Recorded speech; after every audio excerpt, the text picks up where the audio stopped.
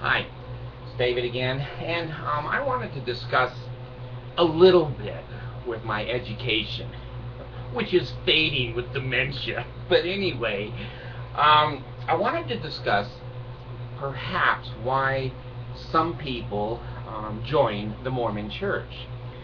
I know a little bit about human behavior. I've met a lot of non-human humans, but I have learned about their behavior. One of the things as a social worker and person who has a master's degree in human behavior is I take a look at the average, or not the aberration, not the ones that are way out on the edge. Now the Mormons are always way out on this edge or this edge. They're never in the middle. So they're not going to listen to a word I'm saying. And I'm glad. So anyway, what I'm saying is human beings want certain things. We all have desires, wishes. We want to be, rich, or have a nice education, or house, or boat, or travel, or have power, people clapping, like actors like that stuff. Trophies on the wall, whether they're heads of buffalo or they're a $1 million round table award for insurance. Humans have some very common characteristics. They're predictable within the boundaries. Now, when you get the hell out here and they're Mormons, or get the hell out here and they're Jehovah's Witness or somebody else, who the hell knows? I don't, and I don't think anyone else does. This is usually mental illness. But anyway, in the middle, average, normal, boundary human beings, we have our wishes, dreams, and hopes. Now, as we grow up in school, my mother tells a funny story about me, out of the millions, the one I remember. When I was in first grade or something, the teacher always said, line up at the door for recess. And I was always the first one lined up, so I got to be the first one into the play yard. Well, the teacher told my mom, that she didn't want me to always be the first. And I felt differently. So the teacher made a new rule. And so she said, the person who is first in line has to hold the door for everybody else. So I'd run over there for recess, stand by the door first in line. Then I'd turn to the idiot behind me and go, hey, you want cuts? Yeah, I want to be first. That's good. So he held the door. I was out. And, from first grade on, I was abnormal. And then one teacher wrote, if David thinks he's going to get by on his good looks for the rest of his life, he's got another thing to learn. She was right. She was right. Look what happened to that sweet little boy. Go back and look at my video. Don't let this happen to you. Anyway, humans have dreams of who they are. We see ourselves differently, most of us, than how others see us. And as we're going through school, pretty soon, we may get teased. We may have big ears or a big nose or be bald. And kids will shun us. They'll pick us last. We may not be able to play soccer very well or football. And God, I don't know how many times in one lifetime a man can fail algebra. God dang, I failed it in 7th grade. And I was hard working. And I can't, Mr. DeSantis, is that his name? Can't remember now. And he came to me and he says, David, I'm going to give you a D-. And I threw myself on the floor thanking him and kissing his feet and his ass. I got to BYU. And I had to take a certain amount of math and science, and so I took beginning algebra. Well, it was the beginning of the end for me. I hired a tutor. They quit. They go, you're too stupid. I'm not doing this anymore. And I worked, and that's the only F I got in all of my college career. And I'm embarrassed about it, but I just couldn't do it. I'm not going to be an algebra mathematician. It's not going to happen to me. So as we go through life, those kinds of experience begin to weigh in on us. Now, they may not go all the way to a conscious level. Much of that behavior and feelings goes to an unconscious level. You'll notice, as a normal person, there's certain smells, and it brings back memories, or there's a certain song, and you feel a certain way. There's events in our life that trigger emotion, anger, hate, love, fear, etc. Well, those things are all held back mostly in our subconscious areas of the brain and memory. I remember in 7th grade, someone said, and I don't remember if it was a kid or a parent, says, "Boy, you have skinny arms." And you know, in 7th grade, you're supposed to be buff, you know? And I was so humiliated and embarrassed. I wore long sleeve shirts until I was out of high school. Now, I don't have to. Not because I'm stronger, because I don't give a shit. So anyway, those impressions happen to all of us as human beings. Now, pretty soon we think we're going to marry, of course, the head cheerleader. I did. I married a girl from Oklahoma. One of my wives was the head cheerleader. And after I got to know her history, I know why they called her the head cheerleader. Anyway, that's another topic. You can go back and look at that on another video. Anyway, we begin to get a consensus of who we are. We begin to get a feeling of what we look like. We begin to get a feeling of how smart we are. By the time we're 18, 20, 23, 25, we have a image of ourselves that has been created over a lifetime of dealing with other humans. Now, what does this have to do with people joining the Mormon Church? Nothing. No, there is something. There is something. Here's what I'm going to theorize and propose. I think when we don't meet our goals, and I think when we can see that we're working at McDonald's and flipping burgers rather than being president of the United States, I think that when we realize we're not the person we thought or that we wanted to be, you get two nice dressed young missionaries knocking on your door from the Mormon Church. And you may have been fired from your job, or you may have a job you hate, or you know, your wife or your girlfriend has left you, or your kids won't talk to you like mine. And they sit down and they begin to propose to you some shortcuts. You can get back your good looks.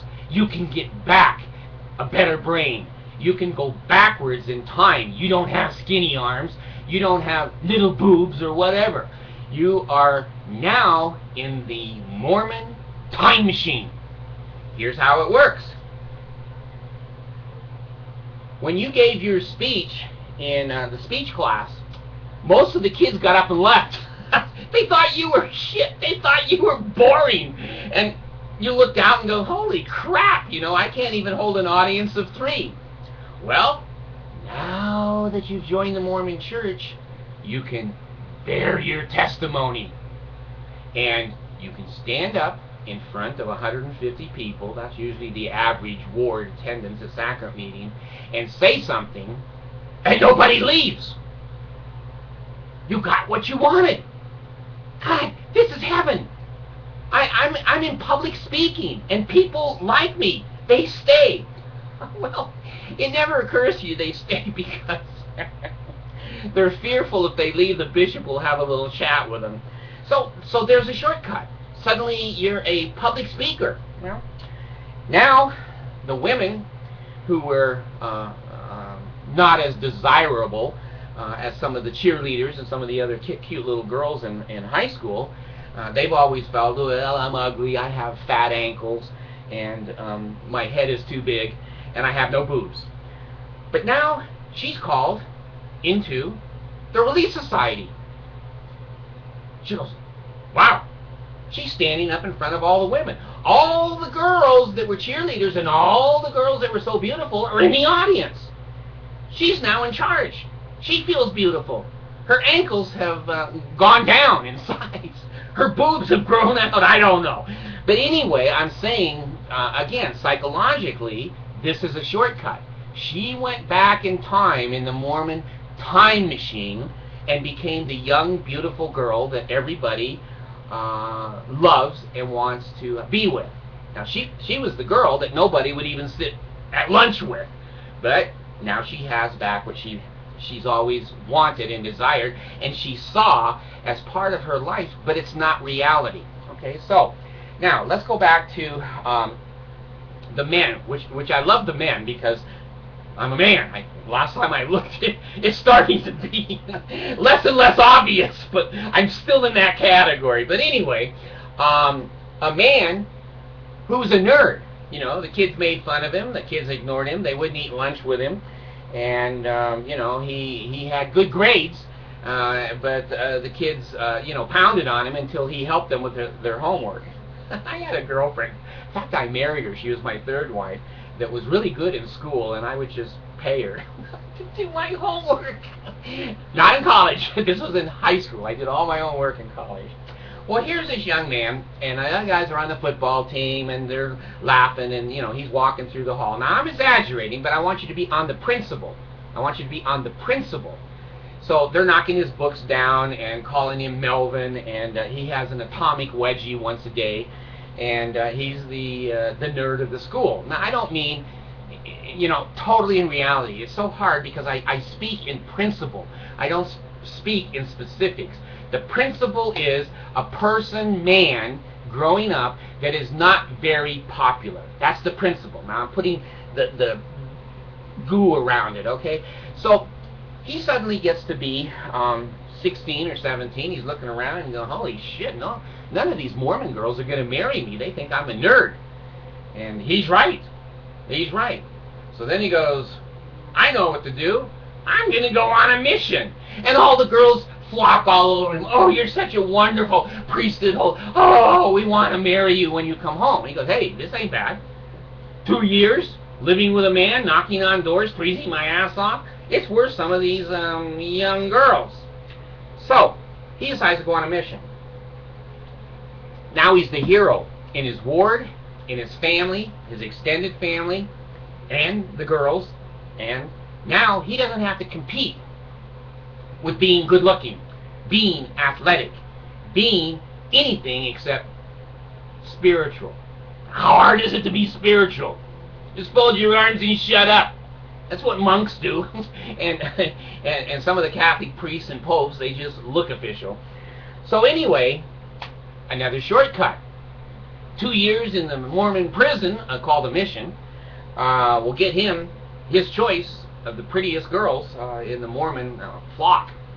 This is why you constantly see nerdy men married to beautiful women in the Mormon church. There's a lot of beautiful girls in the Mormon church. I don't know why. Oklahoma has an unusual amount of beautiful girls, and so does BYU and the Mormon church. So anyway, he comes home from his mission, and now everyone's patting him on the head and shaking, Brother Smith, you know, we want you to be in the bishopric now. Well, you know, he has his choice. Another shortcut. Another shortcut. He's no different. He hasn't changed, but the cult that surrounds him makes him think he has changed. And this is why the Mormons don't very much go outside their cult to talk, to dance, to go places, to vacation, because all of the sugar that the cult has put on them isn't there. People can't stand it. They can't stand it. They're wearing, I go to Walmart sometimes, and they have missionary badges on them. And I treat them like regular people. They hate that. They want you, oh, a Mormon missionary. I'm in the presence of God. Oh my God, look at, they have a suit and a tie on. What a surprise. I just treat them like regular people, and they don't know how to act. I called the guy I told you on the last videos about my daughter trying to convert her to the Mormon church, and I just explained to him full out. I said, you know, we're not Mormons. We don't want to be Mormons, and when my kids turn 18, they can join any church that they want. But until then, he says, you mean that you don't want her to have any Mormon influence? I said, yeah, you got it. Finally, you got it. Yes, that's what I mean. He didn't have a word to say because he's not used to hearing normal people talk and normal people making requests and normal social interaction. It's just not there. So now you've got the, and I'm exaggerating, the fat, ugly girls who are stupid as a rock, and the nerd that can't tie his own shoelaces. Now they're the Relief Society president, and they're the returned missionary. Well, now you take these people, and and they're feeling better about themselves in the cult. Now you take them to the temple, and you dress them up in clown clothes, but they don't notice that it's clown clothes because they've been dressing like clowns their whole life. And when the ward and the state president and the bishop go, oh, this is sacred, you go, oh okay.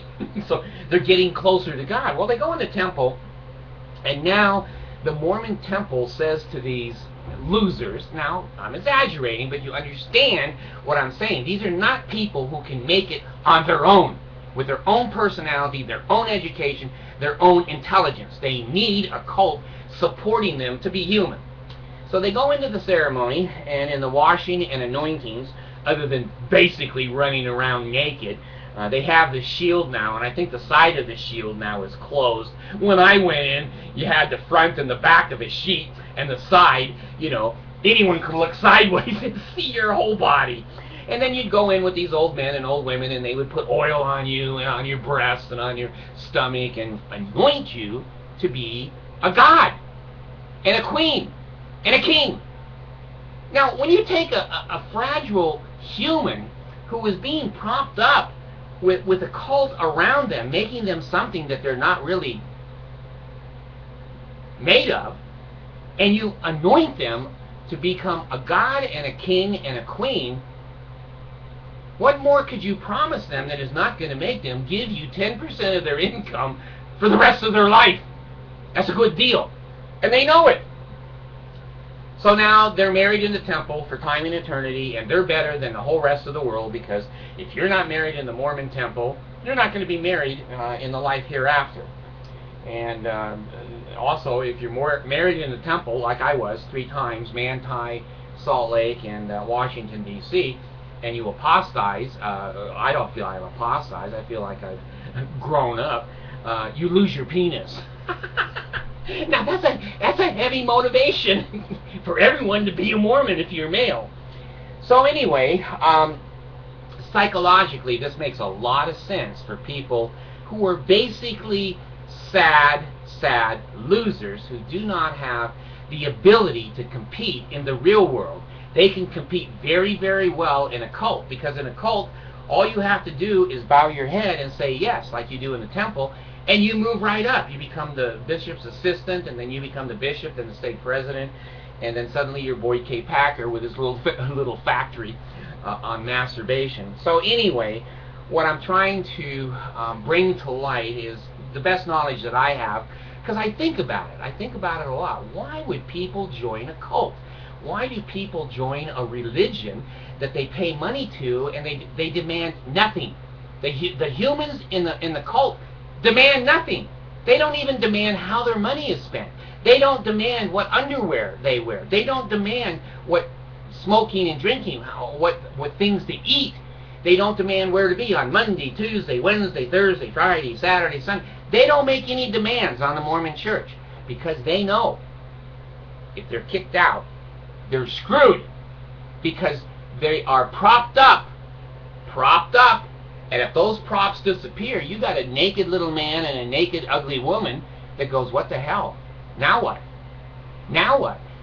And they haven't developed any social skills. When you come out of the Mormon church, you're naked. You don't know what to say. You don't know what to do. You always know in the Mormon church what to say and do, because your whole life is scripted. But you come out in the real world, you go, God, this is scary. And it is. I'm telling you from my own experience. It's scary. So, why do people join cults, and especially the Mormon church? I think it's shortcuts in life. They can shortcut to being a public speaker. They can shortcut to being in charge of the women. They can shortcut writing books. No one reads Mormon books, but Mormons. You've got a ready-made audience, and Deseret book will publish usually any crap that Mormons write, and then it sells, and you think, oh, I'm now an author. But a normal person looks at your stuff and goes, good Lord, it's not even good enough for the trash can. So you have some plastic people, some propped up people, and some shortcuts. That's what Mormonism is all about, and that is the reason people, I think, convert to Mormonism. Thanks.